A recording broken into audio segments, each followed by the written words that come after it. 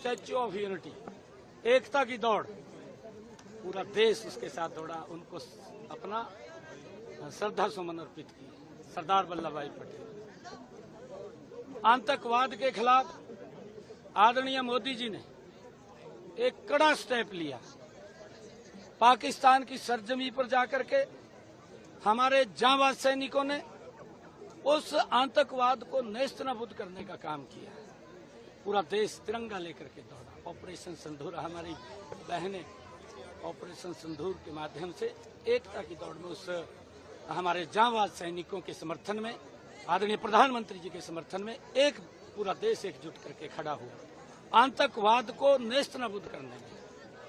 अभी पिछले दिनों हमने नशे के विरुद्ध एक यात्रा निकाली।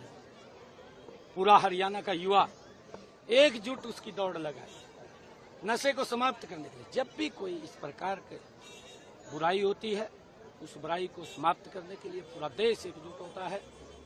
ये वन नेशन वन इलेक्शन, ये उसी ही एक समस्या है।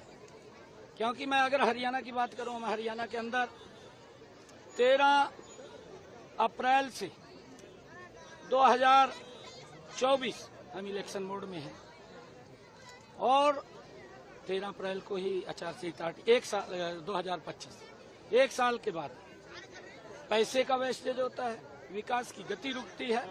आदरणीय प्रधानमंत्री जी का जो सपना है कि हमने विकसित राष्ट्र बनाना है, तो विकसित राष्ट्र एक वन नेशन वन इलेक्शन एक बड़ी कड़ी है, तो उसमें भूमिका अदा करेगा। ये देश गति से आगे बढ़ेगा।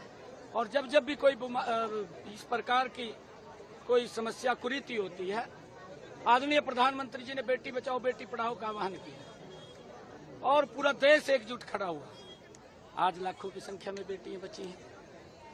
उसका बेटियां, आज हमारी बेटियां राफेल जैसे विमान को उड़ाने का काम कर रही हैं।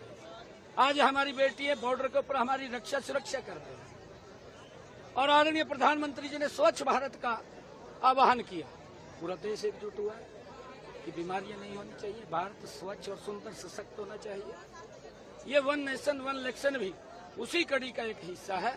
प्रधानमंत्री जी का आह्वान है कि हमने देश को एकता के सूत्र में पिरो करके देश में एक समय के अंदर ही इलेक्शन होने चाहिए। इससे खर्चा बहुत कम होगा और इससे प्रशासनिक अमला विकास के अंदर गति से काम करेगा और देश ये विकसित राष्ट्र की तरफ बढ़ेगा।